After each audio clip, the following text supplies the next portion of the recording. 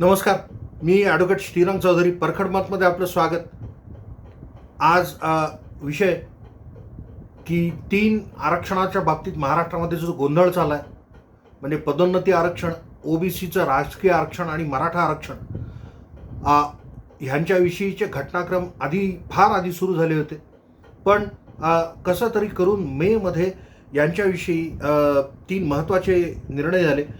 पहिला निर्णय अर्थात मराठा आरक्षण रद्द करण्याचा सुप्रीम कोर्टाचा जो अंतिम निर्णय होता 5 मे रोजी, त्याच्यानंतर 7 मे रोजी शासनाने GR काढून 33% जागा ज्या पदोन्नतीमध्ये आरक्षित ठेवल्या होत्या तो GR रद्द केला. 2017च्या हायकोर्टाच्या आदेशाच्या अनुपालनामध्ये केवळ सेवाज्येष्ठतेनुसार 100% जागा पदोन्नतीमधल्या भरल्या जातील. आरक्षित वर्गासाठी कुठलीही सोय पदोन्नतीमध्ये नसणार अशी एक तरतूद केली. आणि त्याच्यानंतर बराच गदारोळ झाला, तरी पण शासनाने खंबीर भूमिका घेऊन पदोन्नतीमध्ये आरक्षण केवळ सेवाज्येष्ठतेनुसार बहाल करून वेगवेगळ्या विभागांमध्ये त्याबाबत आदेश काढले, वेगवेगळ्या विभागांची पदोन्नतीची. आणि रीतसर ती कवायत पूर्ण केली. त्याच्या विरुद्ध हायकोर्टामध्ये दाद मागितली आरक्षित वर्गाने. पण मूळ जो निर्णय होता तोच निर्णय हायकोर्टाच्या आदेशाप्रमाणे होता, त्याच्यामुळं त्याला स्थगिती वगैरे काही मिळाली नाही. पुढे एक अशी बातमी आली की सुप्रीम कोर्टामध्ये सुद्धा त्या 7 मेच्या GRच्या विरुद्ध कुठल्या संघटनेने दाद मागितली. पण ते पदोन्नती आरक्षणाच्या इतर प्रकरणांबरोबर हे प्रकरण सुद्धा टॅग झालं आणि आता सुप्रीम कोर्टामध्ये ते खटला प्रलंबित. त्याच्या मागे बरंच राजकीय नाट्य झालं की काँग्रेसनी अशी धमकी दिली की आम्ही सत्तेबाहेर पडू पण सत्ता तर जाऊ द्यायची नाही आहे, मग आम्ही हेच सरकार टिकवायचं आहे, असं हे 3 पक्षांनी मिळून जे आघाडी सरकार, महाविकास आघाडी केली होती. या तिन्ही पक्षांचं सरकार स्थिर राहावं, मग ह्याच्यासाठी आम्ही सरकारला बाहेरून पाठिंबा देऊ. त्याबाबत काही मंत्र्यांनी काँग्रेसच्या बरीच कणखर भूमिका घेतली होती. पण त्याला न जुमानता जे सत्ताधीश आहेत, जे कोण असतील, त्याच्याविषयी सर्वांनाच माहिती आहे. तर पदोन्नतीमधल्या आरक्षणाबाबतीत एक असा बाऊ करण्यात आला, एक असा आरोप करण्यात आला शासनावर की आरक्षित वर्गाच्या विरुद्ध हे शासन. आरक्षित वर्ग आणि विशेष करून जे अनुसूचित जाती जमाती आहेत त्यांच्या पदोन्नतीमधल्या हक्काच्या आरक्षणाच्या आड हे सरकार येत आहे, म्हणून हे सरकार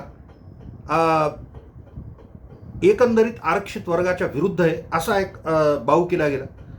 त्याच्यानंतर एक जे मराठा आरक्षण रद्द झालं त्याच्यामध्ये भाजपने टीकेची झोड उठवली की सरकारने खंबीरपणे याचं जसं करायला पाहिजे होतं तसे युक्तिवाद वगैरे सादर केले नाहीत. वकील कमी पडले, महाराष्ट्र शासन कमी पडलं मराठा आरक्षण टिकवण्यामध्ये. हायकोर्टाने मराठा आरक्षण मंजूर केलं होतं. मराठा आरक्षणाला दिलेलं आव्हान हायकोर्टाने फेटाळून लावलं होतं. त्याच्यामुळं भाजपला ही सोयीस्कर भूमिका घेता आली की आम्ही तर हायकोर्टामध्ये टिकून दाखवलं आरक्षण. हेच या सरकारने, आघाडी सरकारने हायकोर्टामध्ये ह्या आरक्षणाचा जसा डिफेन्स करायला पाहिजे होता, तसा बचाव करायला पाहिजे होता, त्या आरक्षणाचा बचाव सरकार करू शकलं नाही, आपली भूमिका मांडू शकलं नाही. वकील कमकुवत होते का काय वेगवेगळे आरोप करण्यात आले भाजपतर्फे. आणि ओबीसीचं राजकीय आरक्षण मार्चमध्ये 5 जिल्ह्यांमध्ये ओबीसी आरक्षणाद्वारे ज्या स्थानिक स्वराज्य संस्थांच्या म्हणजे जिल्हा परिषद आणि पंचायत समितीच्या निवडणुका झाल्या होत्या ओबीसी जागांवर, त्या ओबीसी जागांचं प्रमाण एकंदरीत जे होतं ते 50%च्या वर एकंदरीत आरक्षणाला घेऊन जात होतं. म्हणून तिथल्या सर्वच्या सर्व ज्या जागा होत्या ओबीसी वर्गातून निवडून आलेल्या, त्या सर्व जागांवरच्या निवडणुका रद्द ठरवलेल्या सुप्रीम कोर्टाने 5 जिल्ह्यातल्या. आणि त्याच्या बाबतीत त्या निकालामध्ये कोष्टक दिलं होतं की कुठं एक जागा एखाद्या जिल्हा परिषदेमध्ये जास्ती झाली, 3% वाढून आलं म्हणून ओबीसींना रिप्रेझेंटेशन जितकं हवं होतं तितकं, हे वगैरे करून सुप्रीम कोर्टाने 5 जिल्ह्यातल्या स्थानिक स्वराज्य संस्थांच्या ओबीसी प्रवर्गातून निवडून आलेल्या उमेदवारांची निवडणूक रद्द केली. आणि उरलेल्या कार्यकाळासाठी खुल्या प्रवर्गातून तिथं निवडणुका घ्याव्यात असा आदेश दिला. तो आदेश काय होता, तो कशातून उद्भवला, त्याच्या बाबतीतली कायद्याची परिस्थिती काय ह्याच्याविषयी व्हिडिओ करून टाकणं, कारण तो विषय फार मोठा आहे. पण त्याच्यानंतर टीकेची जी झोड उठली पुन्हा BJPकडून आणि काही सत्तेत त्या मंत्र्यांकडून, की सरकारने हे करायला पाहिजे, सरकारने ते करायला पाहिजे. मग केंद्र सरकारकडं इम्पेरिकल डाटा हा एक शब्द फार लोकांच्या परवलीचा झाला होता तेव्हा, एक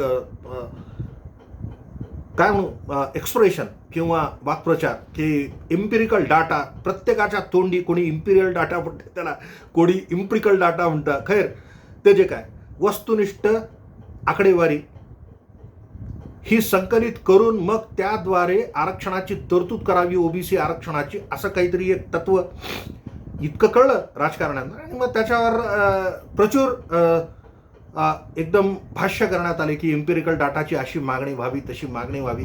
अभावाने आढळणारे अभ्यासू राजकारणी जे होते त्यांनी विवेकी भूमिका मांडली की हा इम्पेरिकल डाटा कसा गोळा करण्यात यावा. अर्थात ते जितकं सांगितलं तितकं सोपं नाही आहे ते इम्पेरिकल डाटा गोळा करणं.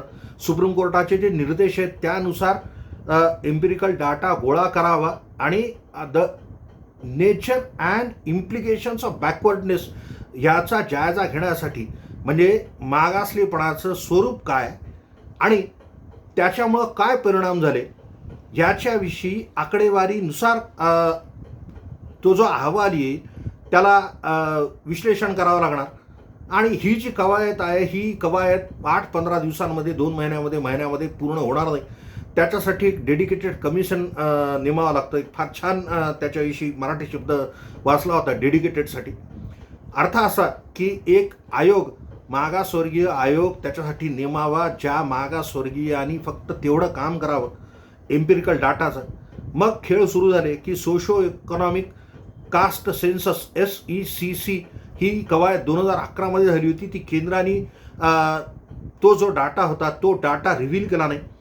केंद्राने असं सांगितलं की त्याच्यामध्ये काहीतरी 8 कोटी चुका होत्या का काय, आणि त्याच्यामुळं ते तत्कालीन मनमोहन सिंग सरकारने ती एक्सरसाइज केली होती. 2011च्या जनगणनेच्या वेळेला आणखी एक प्रकारची जनगणना झाली होती, तिचं नाव होतं सोशिओ इकॉनॉमिक कास्ट सेन्सस.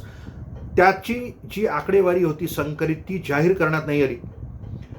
ती जी आकडेवारी आहे ती आकडेवारी घेऊन मग त्याद्वारे ओबीसी आरक्षण द्यावं अशी मागणी जे आग्रही होते या भूमिकेसाठी, विशेषतः श्री विजय वडेट्टीवार, श्री छगन भुजबळ आणि त्यानंतर श्री नाना पटोले वगैरे जे सत्तेतले लोक आहेत, हे सगळे बिगर भाजपा म्हणजे राष्ट्रवादी काँग्रेसचे नेते, शिवसेनेची याविषयी फार काही आग्रही भूमिका दिसली नाही.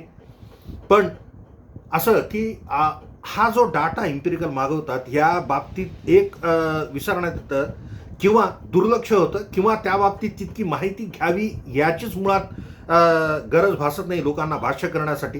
राजकारणानं तर मुक्ताफळं उधळायला कुठलाही आधार असावा लागतो आपल्या विधानांना, हेच गावी नाही आहे राजकारण्यांचे. औचित्याची तर ऐशी तैशी. तर मग काय की इम्पेरिकल डाटा केंद्र शासनाने द्यावा, त्याच्यासाठी आम्ही सुप्रीम कोर्टामध्ये याचिका करू. तर ठीक आहे, करा याचिका. सुप्रीम कोर्टाच्या त्या बाबतीच्या निकालामध्ये असं म्हणलं आहे की तो जो डाटा पाहिजे तो कंटेम्पररी पाहिजे. कंटेम्पररी म्हणजे सद्यस्थितीतला. तर 2011चा इम्पेरिकल डाटा 2021 कसं काय वापरणार तुम्ही? त्याच्यासाठी वेगळी कवायत करावं लागणार आहे. कारण ओबीसी आरक्षणाचा टक्का किती आहे हा मूळ प्रश्न. 50% आरक्षण द्यावंच असा काही कायदा नाही.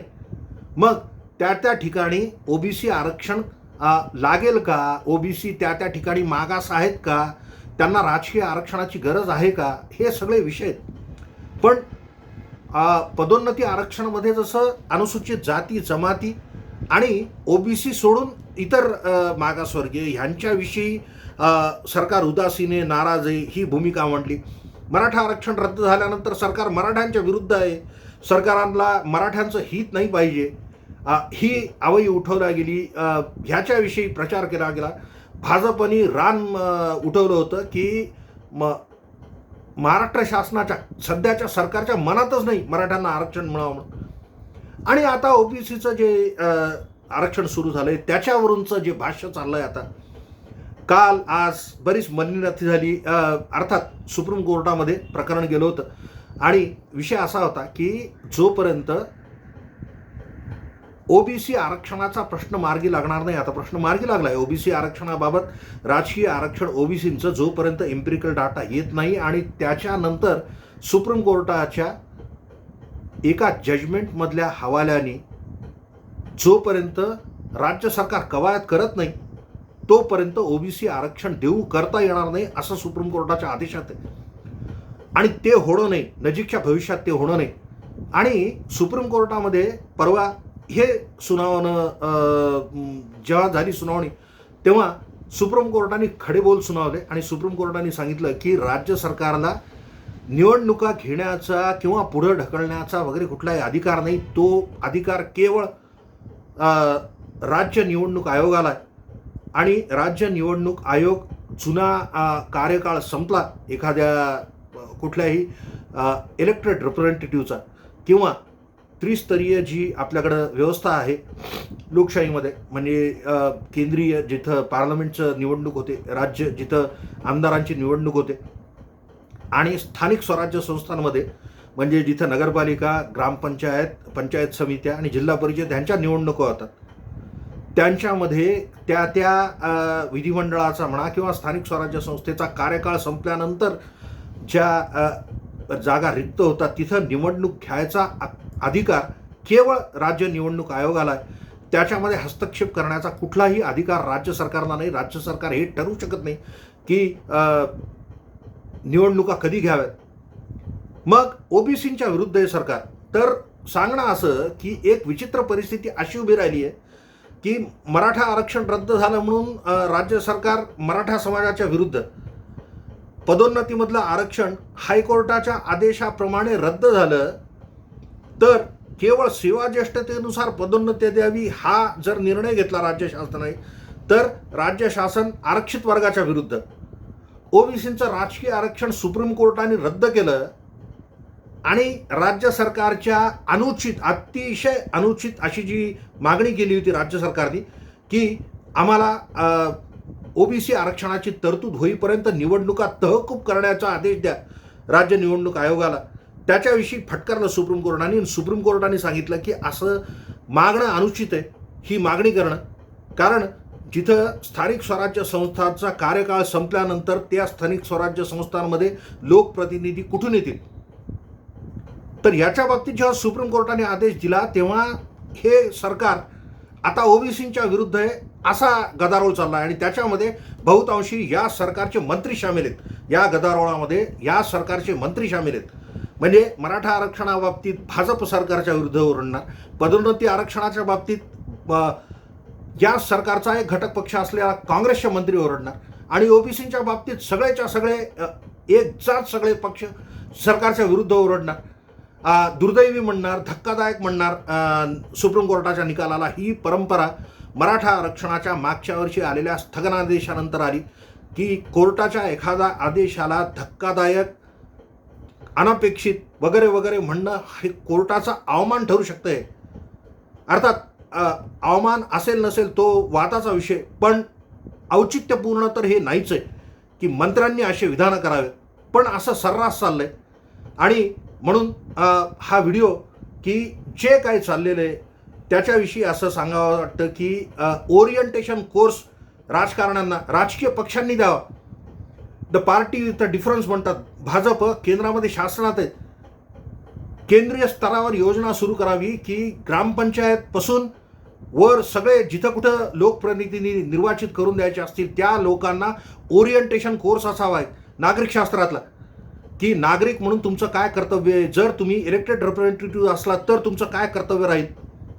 हे सर्व इतकं मतप्रदर्शन करणं की नाव माझं चॅनलचं परखड मत आहे आणि परखडपणे बोलण्याची परिस्थिती आली आहे की ह्या जो राजकारण्यांनी, मंत्र्यांनी हे जे अनुचित उद्गार काढणं, ट्विटरवर आपलं मतप्रदर्शन करणं आणि सगळ्या एकंदरीत व्यवस्थेला नाव ठेवणं, संवैधानिक पदावर असलेल्या लोकांविषयी बोलतात, जे फंक्शनरी, जे प्रोफेशनल्स आहेत त्यांच्या विरुद्ध बोलतात. हे सगळं दुर्दैवी आहे आणि त्याच्यावर मला भाष्य करावं वाटलं. आपण हे ऐकून घेतलं, धन्यवाद. मी माझं मत मांडत जाईन. कोर्टाविषयी जी काय हकीकत आहे ते सांगणं माझं काम आहे, ते मी करत राहीन. पण राजकीय बाबतीत भाष्य करायचं नाही हे मी ठरवलं होतं. पण अतिशय निग्रहाने मला तो जो माझा जुना निग्रह होता तो सोडावा लागला, की हे जे सगळं चाललंय ते अनुचित चाललेलं आहे. पुन्हा एकदा आपण हे ऐकून घेतलं, धन्यवाद. मी ॲडव्होकेट श्रीरंग चौधरी, परखड मतसाठी. हा व्हिडिओ माझ्या युज्युअल पठडीतला नाही आहे. मला माहिती आहे की ह्याच्याविषयी कोणाला उत्सुकता नसेल. मला माझं मतप्रदर्शन करण्याची आवश्यकता वाटली, म्हणून हे मतप्रदर्शन केलं. धन्यवाद.